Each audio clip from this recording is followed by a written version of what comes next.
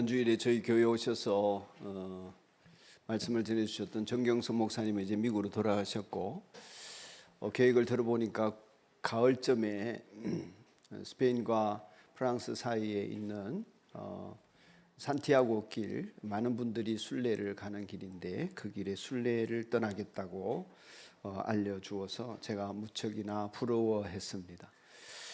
트레킹을 좋아하고 또 이렇게 걸어 다니기를 좋아하는 저는 몇 가지 버킷리스트가 있는데 더 넓기 전에 가고 싶지만 여건이 아마 안 될 것 같은 것 중에 하나가 이제 그 산티아고 길입니다. 그리고 이제 많은 분들이, 특별히 트레킹을 좋아하는 분들은 에베레스트 산맥을 옆으로 끼면서 7,000m, 8,000m 이제 고봉을 바라보면서 걷는 고산 트레킹을 굉장히 가고 싶어 합니다. 대개는 이제 베이스 캠프, 예를 들면 안나푸르나 베이스 캠프나 또 그 밖에 여러 지역의 베이스 캠프를 이제 걸어 다니는 한 300-400km를 걷는 그런 트레킹을 좋아하는데, 인도, 북인도에 지금 선교를 하시는 박병록 선교사님도 한번 오시면, 형님 오면 같이 한번 걸으시죠 이러는데 지금 십수년째 못 가고 있습니다. 그 북인도에 리시케시라고 하는 도시가 있습니다. 저는 잘 몰랐는데 찾아보니까 이 리시케시가 요가의 세계적인 성지라고 합니다. 그래서 이제 요가를 하시는 분들이 그곳에 많이 순례를 가고 하는데, 그 리시케시는 다른 면에서 유명한데 그것은 이제 북인도 히말라야를 이제 트레킹하는 사람들의 관문이라는 것입니다. 그래서 이제 그 북인도의 히말라야 인근을 트레킹하는 사람들은 그곳을 꼭 들리게 되는데, 한 분은 시인 류시화라고 아시죠? 제가 시집이 많지는 않은데 그분의 시집은 몇 권 있습니다. 그분이 쓴 책 중에 하늘 호수로의 여행이라고 하는 책이 있습니다. 그 책에 리시케시 얘기를 하면서 그곳에서 저 남쪽 인도에서 온 순례자를 만났다는 거죠. 그 강가에서 만났는데 얘기를 들어보니까 남인도에서 북인도까지 100시간 기차를 타고 왔다는 거예요. 어떻게 기차를 타면 100시간을 타죠? 100시간 기차를 타고 와가지고 이제 순례의 길에 들어서는 그 사람에게 아유 먼 길을 오셨습니다. 어떻게 그 100시간의 기차를 타고 오셨어요? 그러니까 이제 그 순례객이 하시는 말씀이에요. 이렇게 대답했다는 것입니다. 제가 온 100km보다 더 먼 거리가 있습니다. 세상에서 가장 먼 거리는 사람의 머리와 가슴까지의 30cm입니다.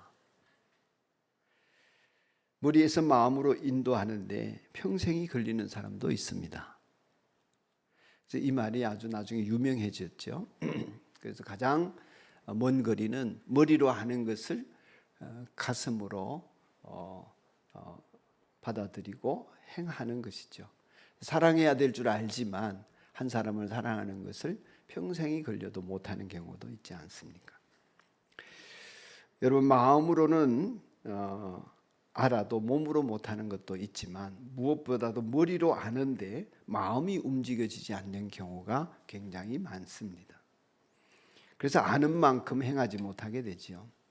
예수님께서 공생애 3년 지내시면서 늘 제자들과 함께 하셨습니다. 그러니 예수님은 제자들과 또 우리와 같은 죄인들과 언제나 하나가 되셨습니다.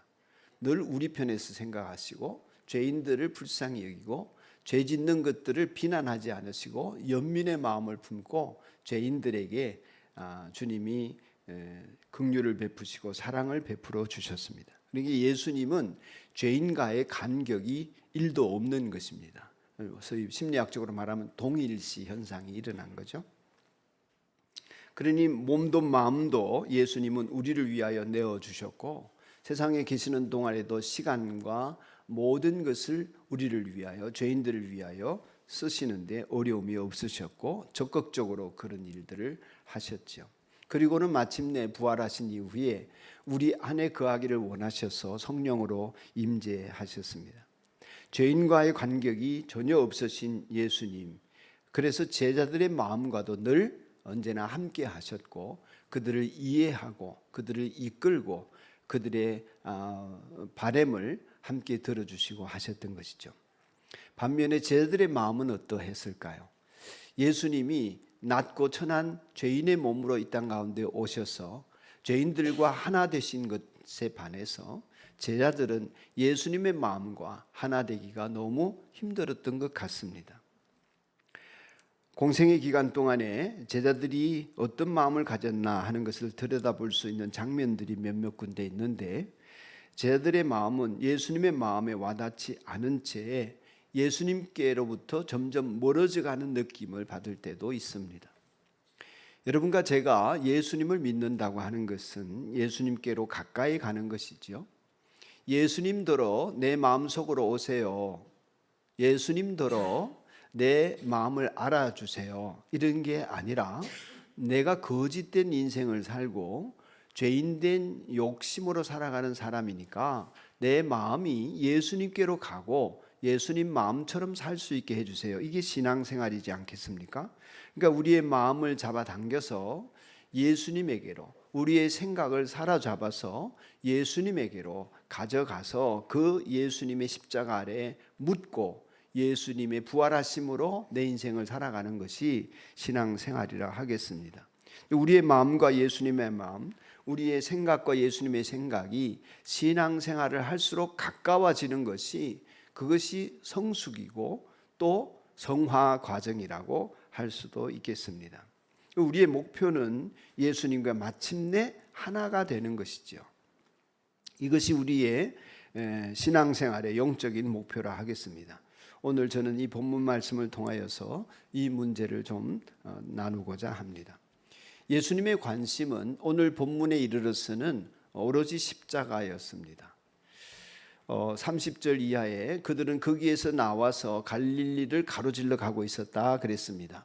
그들은 예수님 일행이고, 거기에서 나왔다고 하는 것은 갈릴리 동편에서 예수님께서는 대가볼리 지역을 지나오셔서는 갈릴리 동편에서 변화산에 올라가셨다가 내려왔는데 귀신 들린 사람을 아이를 고치지 못하는 제자들을 보시고 예수님께서는 귀신 들린 아이에게서 귀신을 내쫓으시고 치유하여 주셨습니다. 제자들이 왜 못 고칩니까? 그랬더니 예수님께서는 기도 외에는 이런 유가 나갈 수 없다 하시고 제자들을 가르치신 다음에 이제 거기에서 갈릴리를 가로질러 가고 계셨다. 갈릴리는 호수니까 호수를 가로질러 갔다 이럴 수도 있고, 또 갈릴리는 일종의 지역을 말하니까 어떤 지역을 횡단해서 가셨다 이렇게 이해할 수도 있는데, 어쨌든 예수님께서는 그런 일들 속에서 갈릴리 동편에서 갈릴리 서편, 호수 서편 지역으로 가로질러 배를 타고 가셨던 걸어가셨던, 성경에는 명확하지 않지만 그렇게 가고 계셨던 것입니다. 근데 그런 와중에 예수님이 하신 말씀은 뭐냐 하면, 그 속에서 두 번째로 예수님께서는 많은 사람들에게 조롱을 받고 죽임을 당하고 사흘 후에 살아날 것이다 이런 얘기를 하신 것입니다. 그러니 예수님의 관심은 온통 십자가라 할 수 있지요. 그런데 이 예수님의 마음을 진지하게 제자들과 나누면서 예수님이 정말 고통스러워 하셨거든요. 그 길을 가는 데 대해서 번민이 많았습니다. 그래서 제자들과 진지하게 이 얘기를 나누고 싶었는데, 그렇기 때문에 더더욱 이 일을 남들에게는 알리지 않고 비밀스럽게 제자들과만 아는, 제자들과만 소통하는 그런 시간을 갖고 싶어 하셔서 오늘 성경을 보면 30절 마지막에 예수께서는 이것을 남들이 알기를 바라지 않았다 그러셨습니다. 그랬습니다. 그래서 이제 제자들만의 그 긴밀한 소통, 또 마음과 마음을 나눈 얘기를 하고 싶었는데 제자들은 일도 관심이 없었습니다. 들어도 못 들은 척하고 알아도 모른 척하고, 더 나아가서는 이미 첫 번째 이 얘기를 하셨을 때 베드로는 예수님을 나무랐습니다. 야단쳤습니다. 옛날 성경에는 간하였다 그랬고 세번역 성경에는 예수님을 야단쳤다고 그랬습니다. 그것은 멱살을 잡고 그래서는 안 됩니다, 이렇게 야단을 친 것입니다. 예수님을 가르친 거죠. 죽어서도 안 되고 뭐 다시 살아난다는 것을 꺼내지도 마시고, 지금 우리가 이 많은 사람들의 인기를 얻고 예루살렘에 가서 뭔가 큰 일을 도모할 만큼 지금 이제 상승세를 타고 있는데, 여기에서 죽으신다든지 뭐 조롱을 받는다든지 아니면 사람들에게 고통을 받는다, 이런 얘기는 있을 수 없는 일이고 그래서도 안 된다, 이런 것이 제자들의 생각이었고 마음이었습니다.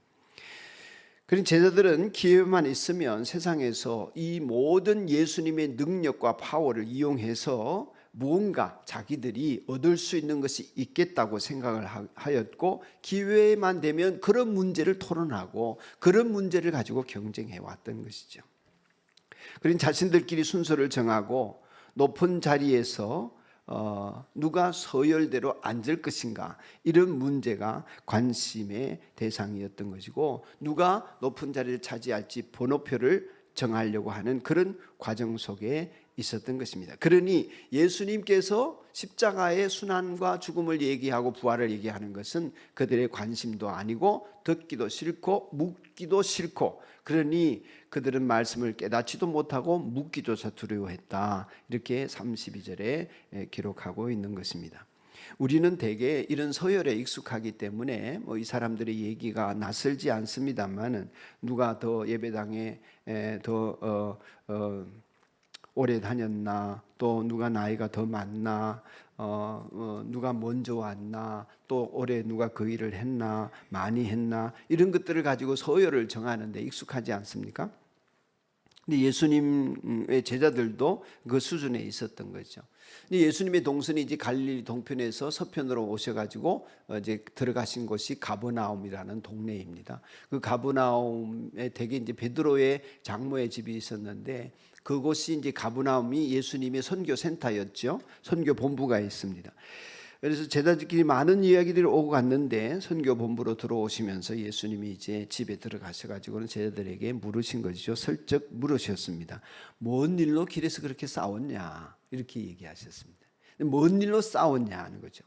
이제 싸운데 그냥 티격태격, 남자들끼리 뭐 10명 어울려서 다니면은 티격태격 하지요.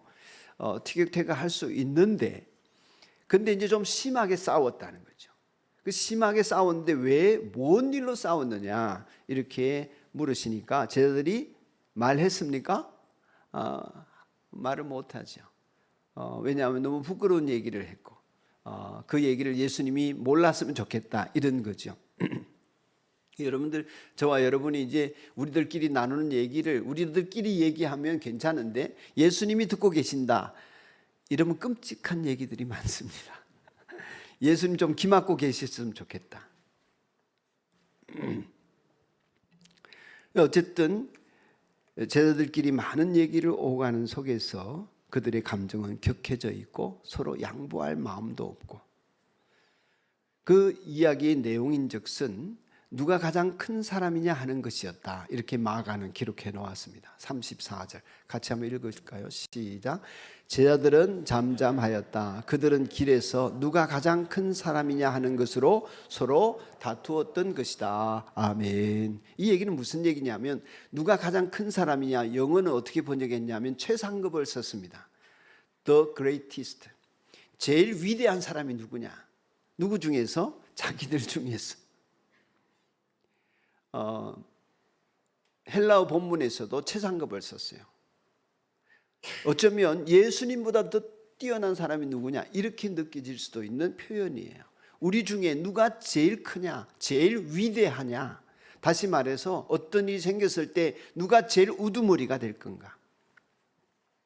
서로 양보할 생각이 없었던 것이죠. 베드로는 베드로대로, 요한은 요한대로, 야고보는 야고보대로.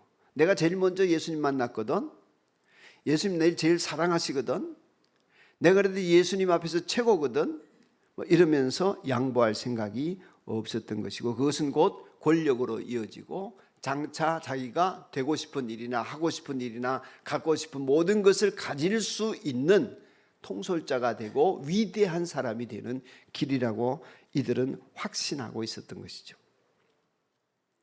그런 야심은 그들 모두에게 있었지만 숨겨놓고 있다가 예루살렘에 가까워지고 또 예수님의 권력이 점점 커지는 것 같고 인기가 올라가는 것 같으니까 자기의 야심도 점점 커져가는 것이고, 그러다가 이 순간에 드러나게 된 것입니다. 그들의 야망이 실제로 예수님을 따른다고 하고 예수님 곁에 있지만 그들의 본심은 예수님과 더불어 하나님 나라를 이루는 데 있지 않고 자기들의 욕망을 이루는 데 있었다 하는 것을 보여주는 것이죠. 이것은 마치 병으로 사투를 벌이며 투병하고 있는 아버지가 이제 죽어가고 있는데 그 아버지 앞에서 죽음의 고비를 드나드는 이 아버지를 두고 자식들끼리 누가 상속을 더 많이 받을까 하는 것으로 다투는 것과 똑같죠. 실제로 예루살렘에서 죽임 당하시고 살아나시겠다는 말씀을 제대로 알아들은 제자는 없었습니다. 그 와중에 서로 다투는 이 일을 통하여서 그들의 허황된 야심, 그것이 드러났을 뿐이지요. 그러니 그런 드러난 야심을 예수님께서는 아시고 그 다음에 어떻게 했습니까? 이 대목이 중요하다고 보여지는데 야단치지 않으셨습니다. 예수님께서는 앉으신 다음에 12 제자를 불러놓고 그들에게 말씀하셨습니다. 다시 말하면 진리를 들려주신 것이죠. 그들의 허황된 야망이 아니라 참된 꿈을 꾸고 참된 비전을 가지고 진리 안에서 이루어야 될 길들이 과연 무엇인지를 예수님이 알려주셨던 것입니다. 그들에게 예수님이 들려주신 진리로 인해서 그들은 마침내 주님의 제자의 길을 걷는 사람이 이후에 되어지게 되지요. 이와 같이 예수님께서는 우리 모두에게 우리가 짓고 있는 죄가 예수님이 탓하시는 죄가 아니라 그 죄를 불쌍히 여기신다는 것을 기억하시면 좋겠습니다. 우리를 정죄하고 심판하고 따져 묻고 비난하고 이렇게 하지는 않으시는 예수님의 모습을 보여주는 것이죠. 우리가 안타까울 뿐인 것이죠.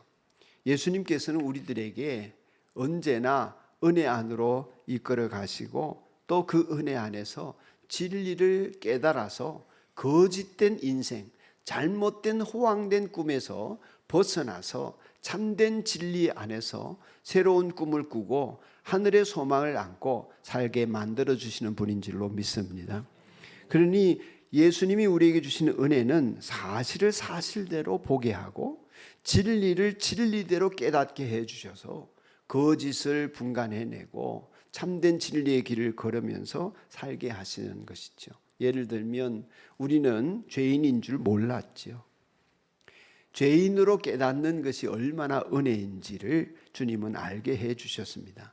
죄인임을 깨닫고 살게 해 주시는 축복, 그로 말미암아 용서도 받고 그로 말미암아 거룩하게도 사는 거죠.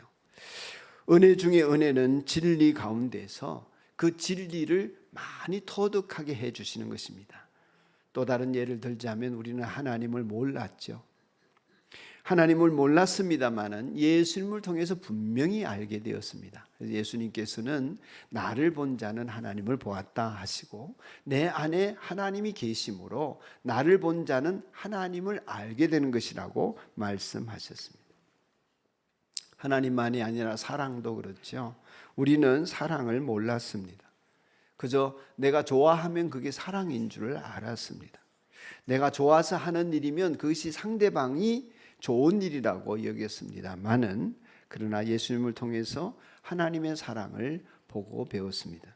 우리는 사랑한다고 하면서 다른 사람에게 상처 주고 내가 사랑하니까 그런다고 하면서 다른 사람들을 조작하고 또 다른 사람들을 내 편으로 만들고 내가 이용하기 쉬운데 하나님의 사랑을 보고 배우면서 그 사람을 사랑한다는 것이 어떤 것인지 하나님으로부터 알게 되었죠. 구원의 길도 몰랐습니다. 어떻게 해야 인생을 구원받아 사는지 예수님을 통해 알게 되었죠. 심지어 인생도 몰랐습니다. 사람답게 사는 거 뭔지, 인생이라고 하는 것이 어떻게 되는 것인지 몰랐습니다마는 예수님을 통해서 참된 사람의 길이 무엇인지를 알게 되었죠. 하늘나라는 더더욱 그렇습니다. 우리는 천국이 있는 줄도 몰랐습니다. 그러나 하늘나라에서 오신 예수님을 통해서 그 예수님 덕분에 하늘나라의 비밀도 알게 되고 그 하늘나라가 속히 이루어지기를 기도하게도 된 것입니다. 예수님께서는 이렇게 들려주시는 진리를 통하여서 하늘나라의 삶을 앞당겨 이 땅에 사는 우리가 살 수 있도록 해 주셨습니다. 예수님께서 지금 제자들에게 들려주시는 진리는 이런 것입니다. 너희들이 품고 있는 야심, 그래서 누가 가장 위대한 자인가, 그 서열을 정하는 것은 하늘나라에는 쓸데없는 것이다. 하늘나라에서는 전혀 서열이 의미가 없다. 세상에서는 서열도 있고 심지어 그것이 너무 중요하기도 한데, 그러나 하나님 나라에서는 작은 자도 낮은 자도 없고 다만 하나님의 자녀가 있을 뿐이다. 이것이 천국의 질서다. 마태복음 11장에서 예수님께서 여자가 낳은 사람 중에서 세례 요한보다 큰 자가 없다고 하시면서 그 다음에 하신 말씀이 뭐냐면 천국에서는 그 세례 요한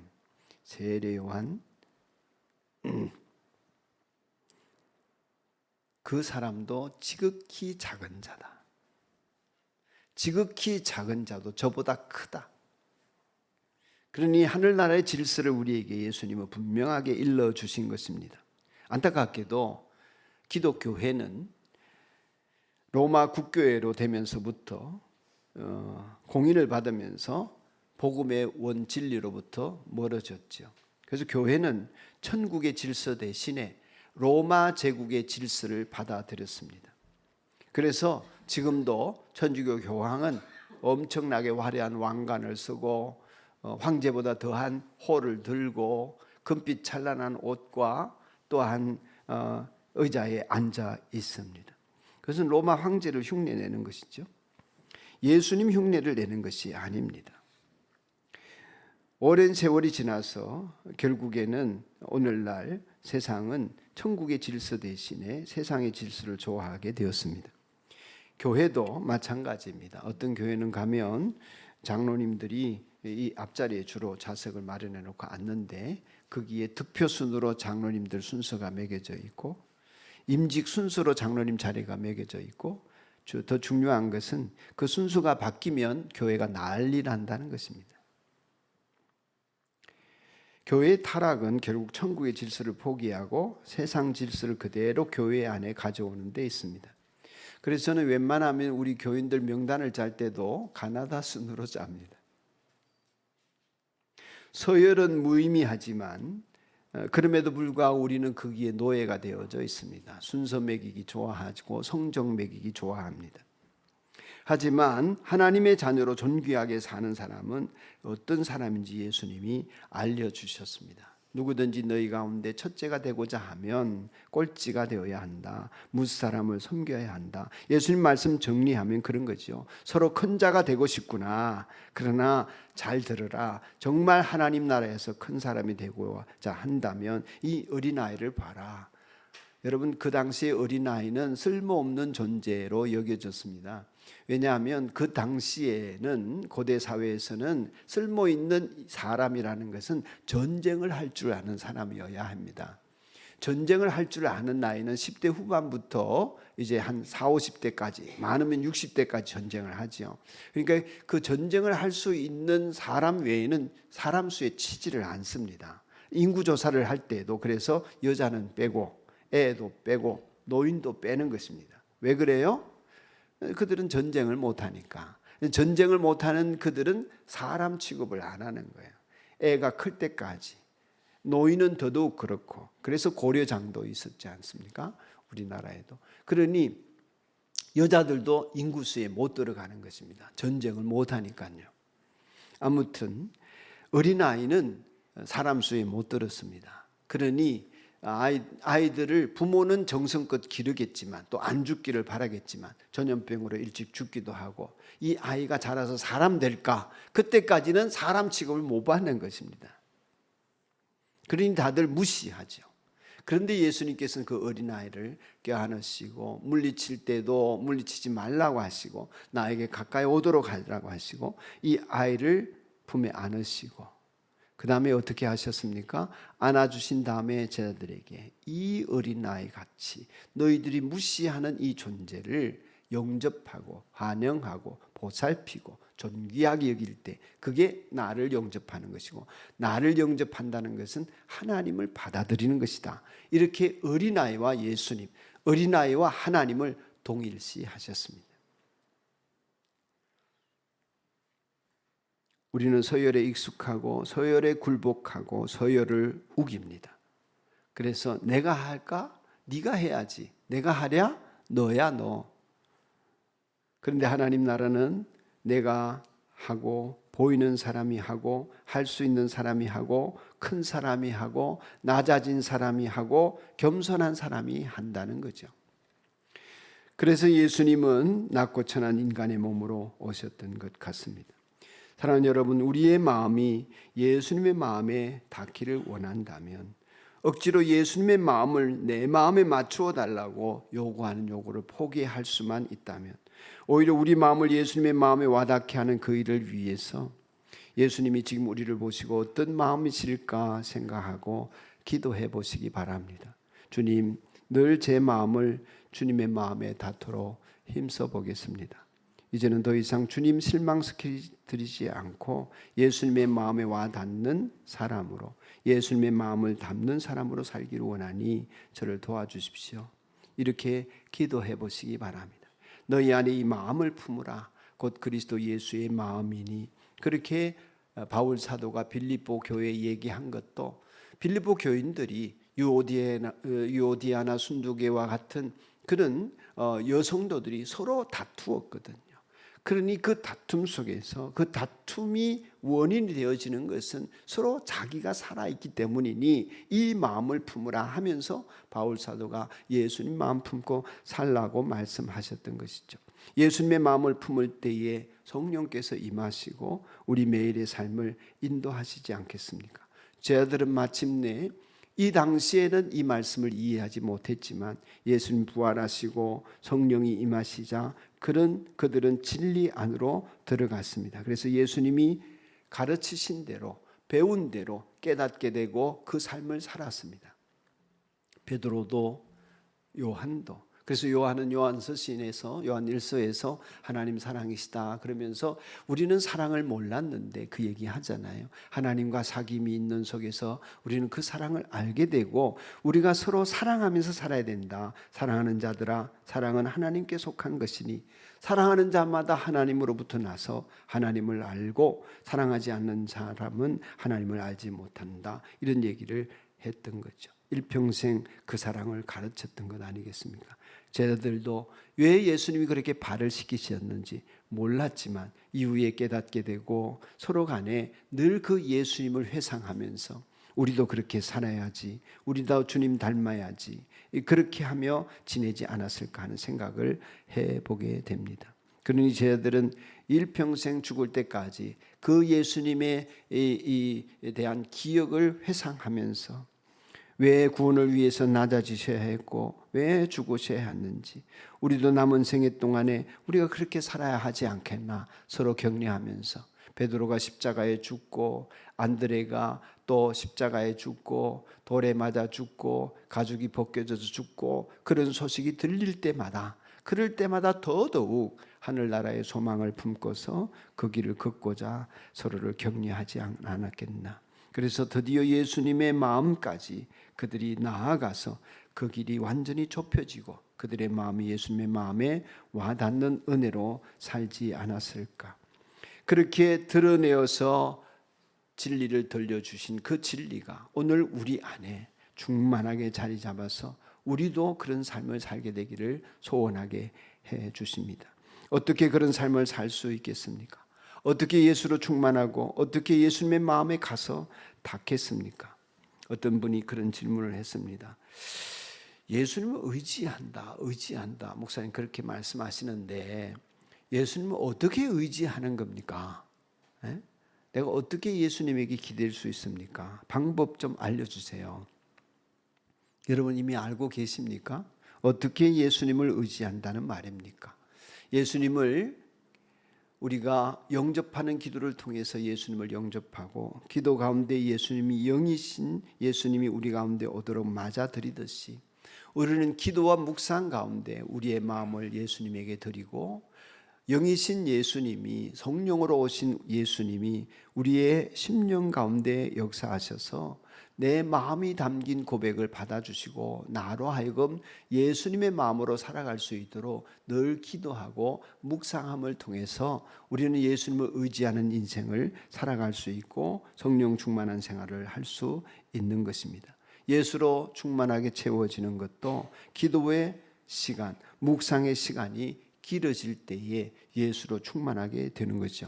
처음에는 10%, 20%내 인생의 아주 부분적인 것만 예수님을 의지하다가 시간이 갈수록 그것이 80%, 90%, 100% 마침내는 자든지 깨든지 일을 하든지 쉬든지 우리 주님으로 충만하여서 살아가는 사람이 되어지도록 성령님은 역사하여 주셔서 그리고 이제 고백하게 되는 순간이 오게 되죠. 나는 죽고 예수로 삽니다. 그 복됨을 누리시면서 여러분이 진리와 점점 가까워지고 마침내는 진리로 사는 것이 가장 편안한 인생이 되어지기를 주님의 이름으로 축원합니다.